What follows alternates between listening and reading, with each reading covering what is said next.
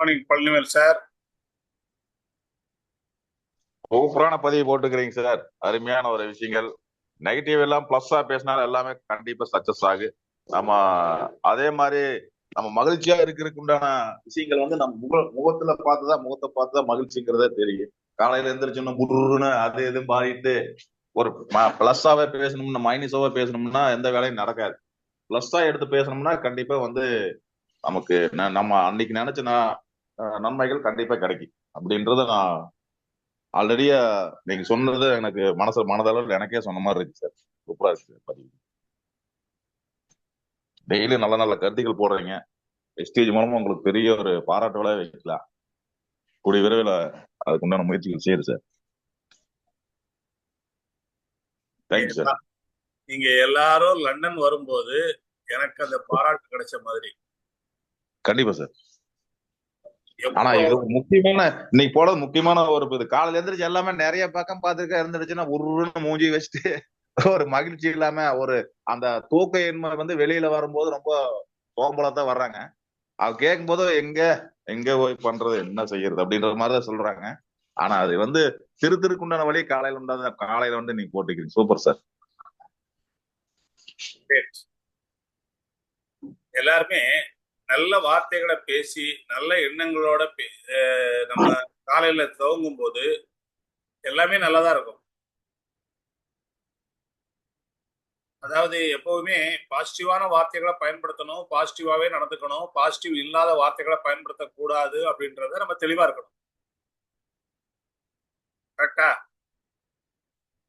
So எங்க போனாலும் சரி, நான் தான் அடிக்கடி சொல்லுவேன், யாரையாவது நீங்க வந்து ஒரு ப்ராஸ்பெக்டை பார்க்க போறீங்களா, இன்னைக்கு போய் இந்த வேலையை முடிச்சுட்டு வர்றோம் அப்படி பேசுங்க. இன்னைக்கு எதுக்காக போறோம், அவர்கிட்ட போய் அந்த வேலையை முடிக்கிறதுக்காக போறோம். இந்த வேலை ஒரு ப்ராஸ்பெக்ட் புதுசா ஜாயின் பண்ண போறாரா, ரைட், அவர் ஒரு 300 பிவில நம்ம ஒரு ஜாயினிங் போட்டுக்கலாம்.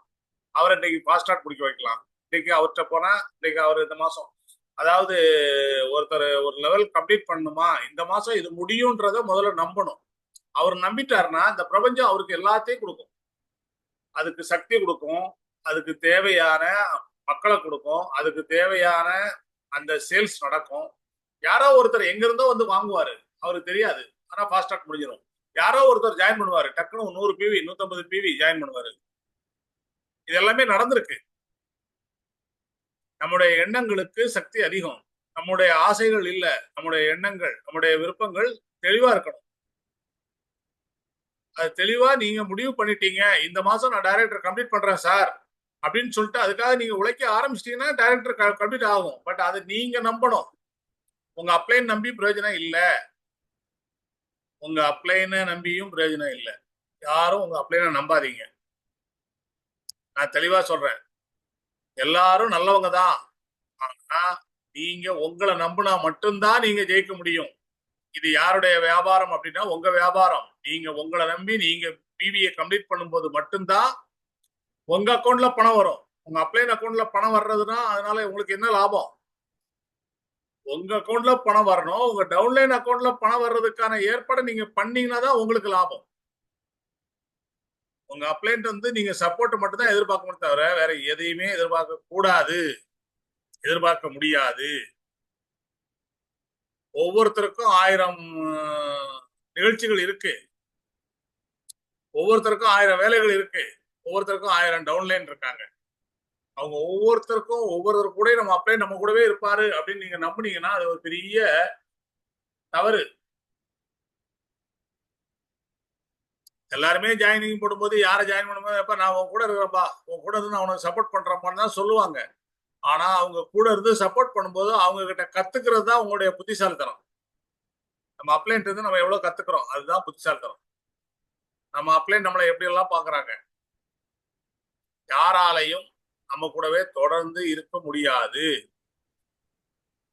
ஒரு வியாபாரம், இந்த வியாபாரத்தை வியாபாரமா பாத்தீங்கன்னா நீங்க ஜெயிச்சிருவீங்க. இது நமக்கான வியாபாரம். இந்த வியாபாரத்தை கொடுத்ததுக்கு அவருக்கு நன்றி சொல்லுங்க, டெய்லி நன்றி சொல்லுங்க. உங்களுடைய ஸ்பான்சர் யாரு, அவங்க இன்னைக்கு வெஸ்டேஜே பண்ணாம இருக்கலாம், அவங்க வேற எங்கெங்கயோ பண்ணிட்டு இருக்கலாம். பட் அவங்க புரியாம பண்ணா கூட நம்ம இன்னைக்கு தெளிவான முடிவெடுத்து இந்த ப்ராடக்ட் எல்லாமே இன்னைக்கு வந்து நல்ல ரிசல்ட்டை கொடுத்துட்டு இருக்கு. இந்த ப்ராடக்ட் எல்லாமே எனக்கு பிடிச்சிருக்கு, இந்த ப்ராடக்ட் எல்லாமே நல்லா இருக்கு, இந்த கம்பெனி நல்லா இருக்கு, இந்த மேனேஜ்மெண்ட் நல்லா இருக்கு, இந்த இருக்க Gautam Pali sir, Deepak sir, Kanwar sir, நம்மளோட பயணம் பண்ற ராஜன் சார், விக்டோரியா மேடம் எல்லாருமே நல்ல பீப்புள்ஸ். அப்ப இவங்களோட நம்ம பயணம் பண்ணா நம்ம ஜெயிக்க முடியும் அப்படின்ற நம்பிக்கை உங்களோட வந்துச்சுன்னா நீங்க ஜெயிக்க முடியும். இப்ப இந்த மார்ச் 5ஆம் தேதி பாலு சாருடைய பர்த்டே, அதுக்கு நான் விஷ் பண்ணும்போது அவர் சொன்ன விஷயம் அதுதான். தொடர்ந்து செய்யக்கூடிய வேலையை செஞ்சுட்டே இரு. நீ யாரை பற்றியும் எதை பற்றியும் கவலைப்படாது. உன்னுடைய 100%, உன்னுடைய தி பெஸ்ட் நீ கொடுத்தா உனக்கு தி பெஸ்ட் என்ன வருமானம் வருமோ அது வரும். எல்லாருமே நம்ம தி பெஸ்டா இருக்கணும்னு நினைக்கிறோம். பட் நம்மளுடைய தி பெஸ்ட கொடுக்குறோமா? எஸ்டிஜிக்காக கொடுக்குறோமா? நம்ம நாலேஜ் எடுத்துக்கிறதுக்காக கொடுத்துக்கிறோமா? நம்ம எங்க இருக்கிறோன்றதுதான் ரொம்ப முக்கியம். இன்னைக்கு ஒரு நல்ல திறமைசாலி ஒரு நல்ல டீம்ல இருந்தாதான் அவருக்கு மரியாதை. இன்னைக்கு கிரிக்கெட் பிளேயர்ஸ் நிறைய பேருக்கு தெரியும். இன்னைக்கு நல்ல பெஸ்ட் ஸ்பின்னர் எங்க இருக்கிறான்னா ஆப்கானிஸ்தான்ல இருக்கிறாரு. பட் அவருக்கு அங்க இருக்கனால என்ன மரியாதை? சரியான இடத்தில் இல்லை என்றால் எதற்கும் மதிப்பில்லை. நம்ம டீம் நல்ல டீமா இருக்கா? நம்ம நம்ம டீம் கேப்டன் யாரு? நம்மளோட விளையாடுறவங்க யாரு? நமக்கு கீழே நம்ம உருவாக்குற டீம் யாரு? அதுதான் ரொம்ப ரொம்ப முக்கியம். இன்னைக்கு நிறைய பேரு நிறைய இடங்கள மாறிட்டே இருக்காங்க. நேற்று ஒருத்தட்ட பேசும்போது எனக்கு ரொம்ப ஆச்சரியமா இருந்தது. ஒரு 3 மாசத்துல 7 கம்பெனிக்கு மாறி இருக்காரு. இது எப்படி சாத்தியம் அப்படின்னு அவர்கிட்ட கேட்டேன். எப்படிங்க வார வாரம் கம்பெனி மாறுவீங்களா அப்படின்னு கேட்டேன். இல்ல சார், அங்க போனப்பதான் சரி சார், அங்க அந்த ப்ராடக்ட் சரியில்லை சார், அந்த கம்பெனி சரியில்லை சார், அந்த கம்பெனியோட எம்டி சரியில்லை சார். இப்ப கடைசியா எனக்கு வெஸ்டீஜ் ரொம்ப பிடிச்சிருக்கு சார், நான் வந்திருக்கேன் சார். வெஸ்டீஜ் ப்ராடக்ட் நான் யூஸ் பண்ணிட்டே இருந்தேன் சார். வெஸ்டீஜ்ல இருந்து வெளியே போய் 7 கம்பெனியை பார்த்துட்டு திரும்ப வெஸ்டீஜுக்கு வந்திருக்காரு. இந்த கம்பெனி இந்த ப்ராடக்ட் இது மாதிரி எங்கேயுமே இல்லை சார். நமக்கு நம்ம அப்ளைனோட சின்ன உரசல் இருக்கலாம், சின்ன மனஸ்தாபம் இருக்கலாம், நமக்குள்ள ஒரு அண்டர்ஸ்டாண்டிங் இல்லாம இருக்கலாம், தப்பு கிடையாது. ஆனா இந்த கம்பெனி இந்த ப்ராடக்ட் நல்லா இருக்கு. இதை நீங்க ஒரு சொந்த தொழிலா நீங்க தனியா ஆரம்பிச்சீங்கன்னா இந்த தொழிலை தூக்கி போடுவீங்களா? அப்ப இங்க சப்போர்ட் பண்றதுக்கு உங்களுக்கும் உங்களுக்கு மேல உள்ள அப்ளைனுக்கும் ஏதாவது ஒரு மிஸ் அண்டர்ஸ்டாண்டிங் இருந்தாலும் கூட அதுக்கு மேல உள்ளவங்க உங்களுக்கு சப்போர்ட் பண்ண தயாரா இருக்காங்க. மனசு விட்டு பேசுங்க, எல்லாம் சரியாயிடும். இங்க எதுக்காக வந்திருக்கோம்? நம்ம சம்பாதிக்க வந்திருக்கோம், சண்டை போட வரல. இதை நான் என் டீம்ல உள்ள நண்பர்கள் எல்லாத்தையுமே சொல்லியிருப்பேன். நம்ம சம்பாதிக்க வந்திருக்கிறோம். இந்த சம்பாதிக்க தானே ஒன்னா கூடி இருக்கிறோம். நம்ம எல்லாருமே டீம் தானே. இன்னைக்கு ஒரு கிரிக்கெட் டீம் 11 பேர் விளையாடுறாங்கன்னா அவங்களுக்குள்ள சண்டை போட்டு தான் என்னைக்காவது ஜெயிக்க முடியுமா? ஆஸ்திரேலியால அதுதான் நடந்தது. இந்தியன் கிரிக்கெட் டீம் தோத்துட்டு வந்தது, ரொம்ப கேவலமா தோத்துட்டு வந்தது. அதுவே இன்னைக்கு சாம்பியன்ஸ் டிராபி வின் பண்ணாங்க, சூப்பரா வின் பண்ணாங்க. ஒரு மேட்ச்ல ஒருத்தர் அடிக்கலன்னா இன்னொருத்தர் அடிச்சாரு, ஒருத்தர் அடிக்கலன்னா இன்னொருத்தர் அடிச்சாரு, ஒருத்தர் பவுலிங்ல சூட போனா இன்னொருத்தர் பவுலிங் சூப்பரா போட்டாரு, சாம்பியன்ஸ் டிராபியை வின் பண்ணாங்க. அப்போ இந்த பெஸ்ட் டீமா உருவாகணும்னா நமக்குள்ள ஒற்றுமை வேணும். நம்ம எல்லாரும் ஒன்னா இருக்கணும், நம்ம எல்லாரும் நிறைய விஷயங்களை கத்துக்கணும், நம்ம எல்லாரும் பேச தைரியமா இருக்கணும். இது எல்லாமே நம்ம டீம்ல இருக்கு. அதை நான் ஏலகிரி புட் கேம்ப்ல நான் எல்லாத்தையும் பார்த்தேன். அந்த சுறுசுறுப்பு, அந்த புரிதல், அந்த ஜெயிக்கணும்ன்ற வெறி, அது தொடர்ந்து இருக்கணும். என்ன செட்டில் அப்பளத்தை போட்டா பூரியை போட்டா உடனே உப்பிடும். அந்த பூரியை தூக்கி மேல வெளியே தூக்கி வச்சா கொஞ்ச நேரத்துல அதை அப்படியே அமுங்கி போயிடும். அது மாதிரி இருக்கக்கூடாது. எப்பவும் எப்பவும் வெறித்தனமா இருக்கணும். இப்பதான் வெற்றி கிடைக்கும். எப்பவுமே எனர்ஜிக்கா இருக்கணும். டெய்லி மார்னிங் செஷன் பார்க்கும்போது நல்லா தான் இருக்குது. எல்லாருமே நீங்க கொடுக்குற கமெண்ட் அதான், சார் சூப்பர் வீடியோ சார், சூப்பரா இருக்கு சார், நிறைய விஷயங்களை சொன்னீங்க சார். ஏன் அதுக்கப்புறம் அந்த 24 மணி நேரம் அது இல்ல, எஃபெக்ட் இல்ல? ஏன் அதுக்குள்ள உங்களுக்குள்ள அந்த வேகம் இல்ல? ஏன்? இது உங்களுக்குள்ள நீங்க கேட்க வேண்டியது. உங்களால முடியும். உங்களுக்குள்ள அந்த வேகம் இருக்கு, உங்களுக்குள்ள அந்த தாகம் இருக்கு, ஜெயிக்கணும்ன்ற தாகம் இருக்கு. அப்போ அதுக்கான தீர்வு உங்களுக்குள்ளதான் இருக்கு. உங்களால மட்டும்தான் முடியும். இன்னைக்கு ஜெகதீஷ் சர்மா அவர் ஒய்ஃபை கூட்டிட்டு ஸ்டார் குரூஸ்ல போயிட்டு வந்தார் அப்படின்னா அவருக்குள்ள அந்த வேகம் இருந்தது, போகணும்ன்ற ஆசை இருந்தது, அது கனவா மாறிச்சு. அதை சொல்லிக்கிட்டே இருந்தாரு, போயிட்டு வந்துட்டாரு. அதுக்காக உழைச்சாரு. அதுக்காக ஆம்பூர்ல இருந்து சென்னையில் நடக்கக்கூடிய எல்லா ட்ரைனிங் மீட்டிங்கும் வந்து அட்டன் பண்ணாரு, நாலேஜ் எடுத்துக்கிட்டாரு. அதுக்காக திருப்பூருக்கு போனாரு டீம் சர்வீஸுக்கு, சேலம் போனாரு, ஈரோடு போனாரு, வாணியம்பாடி போனாரு, ஆம்பூர் போனாரு, கிருஷ்ணகிரி போனாரு, லாஸ்டா ஸ்டார் குரூஸ்ல ஃபேமிலியோட போனாரு. அப்ப இந்த மாதிரி இந்த வாய்ப்புக்காக நம்ம எவ்வளவு நாள் எத்தனை பேரை பாக்குறோம், பேசுறோம், எத்தனை இடத்துக்கு போறோம். இன்னைக்கு தமிழ்நாட்டுல என்னுடைய கார் ஓடாத ஹைவேஸே கிடையாதுன்னு என்னால உறுதியா சொல்ல முடியும். அந்த அளவுக்கு நான் சுத்தி இருக்கேன். ஏறக்குறைய 2.5 லட்சம் கிலோமீட்டர் நான் சுத்தி இருக்கேன். அப்ப தமிழ்நாட்டுல சுத்தி இருக்கேன், இந்தியாவில் சுத்தி இருக்கேன். இன்னைக்கு உலக நாடுகளுக்கு 17 நாடுகளுக்கு போயிட்டு வந்திருக்கிறேன். காரணம், இன்னைக்கு இங்க உழைப்ப கொடுத்தா வருஷத்துல ஏற்கனவே 10 நாள் 15 நாள் ஃபாரின் ட்ரிப் வச்சிருந்தவங்க இப்ப அதை 20 நாள் ஆகிட்டாங்க. 20 நாள் வெளிநாட்டுல சுத்தலாம். எல்லாருக்கும் இந்த வாய்ப்பு இருக்கு.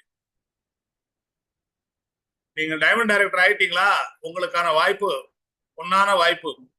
யூரோப்பியன் கண்ட்ரி போகலாம், ஏசியன் கண்ட்ரி, எல்லா கண்ட்ரிக்கும் நம்ம சுத்தி பார்க்கலாம்.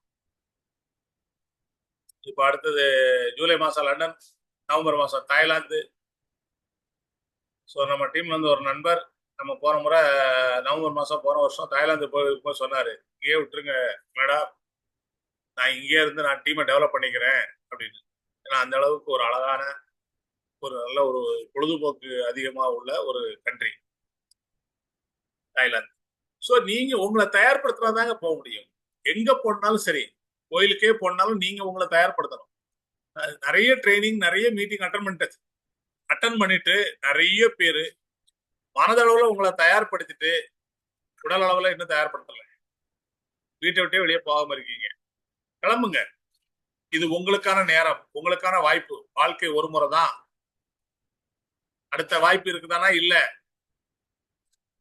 2020 மேட்ச் இது. ஒரு தடவை விளையாட வாய்ப்பு கொடுப்பாங்க. நீங்க அடிச்சா நீங்க வின்னர்.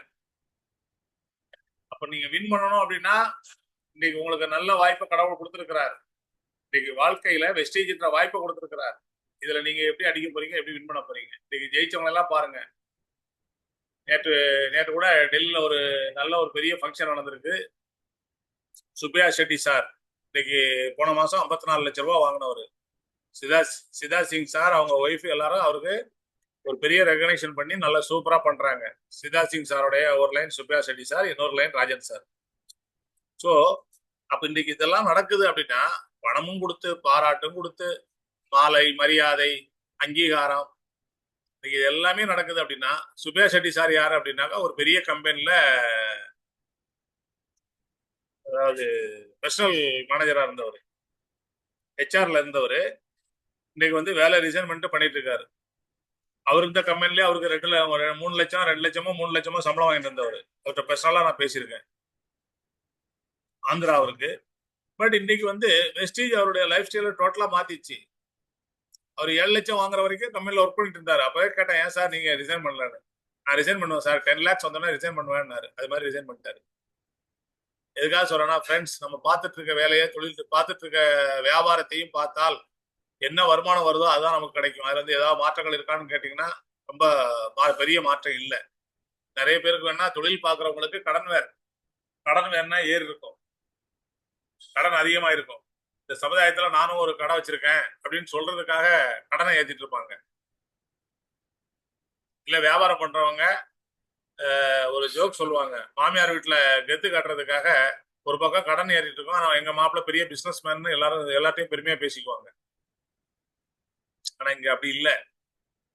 நீங்க எவ்வளவு உழைப்பையும் நேரத்தையும் கொடுக்குறீங்களோ அந்த அளவுக்கு உங்களுக்கு வந்து ரிசல்ட் வந்தே தீரும். இன்னைக்கு ஜெயிக்கிறவங்க எல்லாரையும் பார்த்துட்டு இருக்கீங்க. இன்னைக்கு ஒரு உமன்ஸ் டேக்கு சென்ட்ரல் மினிஸ்டர் வந்து அவார்டு கொடுக்குறாங்கன்னா யோசிச்சு பாருங்க. அப்ப இங்க ஜெயிக்கக்கூடிய லேடிஸுக்கும் சரியான அங்கீகாரம் இருக்கு. எல்லா இடத்துலயும் 30%. ஆனா வெஸ்டீஜ்ல மட்டும்தான் இன்னைக்கு பெண்களுடைய பங்களிப்பு 45%. 45% உமன் என்டர்பிரனர் இருக்காங்க வெஸ்டீஜ்ல. இங்க இருக்கிற ஒவ்வொரு பெண்களுக்கும் சொல்றேன், நீங்க எந்த லெவல்ல இருக்கீங்கன்னு யோசிச்சு பாருங்க. ஜெயிச்சவங்க எல்லாம் எப்படி ஜெயிச்சாங்கன்னு யோசிச்சு பாருங்க. அன்றைக்கு டெல்லியில அந்த ஸ்டேடியத்துல எவ்வளவு பேர் அவார்டு வாங்கினாங்க, எவ்வளவு பேர் எவ்வளவு சந்தோஷமா கலந்துக்கிட்டாங்க. எல்லாருக்குமே எல்லா வீட்லயும் வேலைகள் இருக்கு, எல்லாருக்குமே எல்லா வீட்லயும் குழந்தை குட்டி இருக்கு, எல்லாருக்கும் அதுக்கான வாய்ப்பு இது சேலஞ்சஸ் இருக்கு. பட் அதை மீறி எத்தனை பேர் ஜெயிச்சிருக்கிறாங்க? எல்லாருக்கும் சரியான இடத்தில் இல்லை என்றால் எதற்கும் மதிப்பில்லை. திரும்பவும் சொல்றேன், உங்களுடைய உழைப்பு, உங்களுடைய நேரம் நீங்க சரியான இடத்துல கொடுக்கல அப்படின்னா அதுக்கு மதிப்பு இல்லை. இன்னைக்கு புஷ்பலதா மேடம் கோல போட்டியில ஃபர்ஸ்ட் பிரைஸ் வாங்கினாங்கன்னா அது அவங்களுடைய திறமை. மகளிர் குழு நடத்தி அங்க வந்து சிஎம் கையில் அவார்டு வாங்கினாங்கன்னா அது அவங்களுடைய திறமை. ஏன் அந்த திறமையை வெஸ்டீஜில் புதுசா காட்டல? அப்படித்தான் யோசிப்பேன் நான். இன்னும் அவங்க புதுசா காட்டல. காட்டினா இன்னும் அவங்களால பெருசா சாதிக்க முடியும். சாதிக்கிறதுக்கான வாய்ப்புகள் நிறைய இருக்கு. பிரபா மேடம் ஒரு நல்ல ப்ரொஃபசர். ஏன் வெஸ்டீஜில் இன்னும் சிறப்பா அவங்களுடைய பணியை கொடுக்கல, அவங்களுடைய திறமையை கொடுக்கல? சண்முகம் சார் எனக்கு ரொம்ப பிடிச்ச ஒரு நபர். ஏன் அவர் இன்னும் சரியான ஒரு நேரத்தையும் உழைப்பையும் கொடுக்கல? கல்யாண சுந்தரம் ஒரு பெரிய வெற்றியாளர், இன்னொரு நெட்வொர்க் மார்க்கெட்டிங்ல. ஏன் வெஸ்டீஜில் இன்னும் ஜெயிக்கல? இன்னும் முழுமையா இன்னும் அவங்களுடைய ஈடுபாட்டை கொடுக்கல. நான் அதுதான் சொல்லுவேன். இன்னும் அவங்க முழுமையா வெஸ்டீஜை புரிஞ்சுக்கிட்டாங்களா புரிஞ்சுக்கலையான்னு எனக்கு தெரியல. புரிஞ்சுக்கலன்னா புரிய வைக்க முடியும். ஆனா புரிஞ்ச பிறகு செய்யலைன்னா என்ன செய்ய முடியும்? அது டேவிட் கிரிபாபுவா இருக்கலாம், இல்ல ராஜேந்திரன் சாரா இருக்கலாம். எல்லாருமே சூப்பரான ஆளுங்க. ஏன் இன்னும் ஜெயிக்கல? ஜெகதீஷ் சர்மாவால பண்ண முடிஞ்சதை ஏன் மற்றவங்க பண்ணல? ரூபனால பண்ண முடிஞ்சதை ஏன் மற்றவங்க பண்ணல? எல்லாருக்கும் ஒரே வாய்ப்பு தானே. விக்டோரியா மேடம் மட்டும்தான் போய் டெல்லியில அவார்டு வாங்கணுமா என்ன? மற்றவங்களுக்கு அதே வாய்ப்பு தானே. ஏன் சாந்தி மேடம் இன்னும் பண்ணல? அப்ப இன்னும் உங்களுடைய நேரத்தையும் உழைப்பையும் இன்னும் அதிகமாக்கணும். இன்னும் அதிகமாக்கணும். இந்த அவார்டு வாங்குறதுக்காக அவங்க எவ்வளவு நேரம் எவ்வளவு உழைப்பை கொடுத்துருக்காங்க, இன்னும் கொடுத்துக்கிட்டு இருக்கிறாங்க. ஆனா நம்ம எல்லாம் என்ன பண்றோம்? ஒரு 4 பேர் 5 பேர் 10 பேர் நம்ம டீம்ல வந்த உடனே அவங்க வேலை செய்வாங்க. இனிமே நமக்கு எந்த வேலையும் இல்லை, நம்ம ரெஸ்ட் எடுக்கலாம், எல்லாம் கீழே இருக்கிறவங்க பாத்துக்குவான் அப்படின்ற மாதிரி மைண்ட் செட் பண்ணி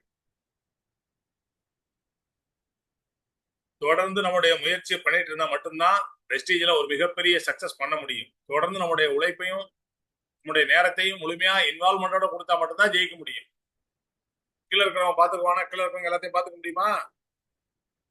மேல இருக்கிறவங்களுடைய கைடன்ஸ் இல்லாம, அவங்களுடைய ஒத்துழைப்பு இல்லாம எதையுமே செய்ய முடியாது. கீழே இருக்கிறவங்களுக்கு என்ன தேவைன்றதை அவங்க கேட்கணும். மேல இருக்கிறவங்க என்ன செய்ய முடியுமோ அதை செய்யணும். இது டீம் ஒர்க். திரும்பவும் சொல்றேன்,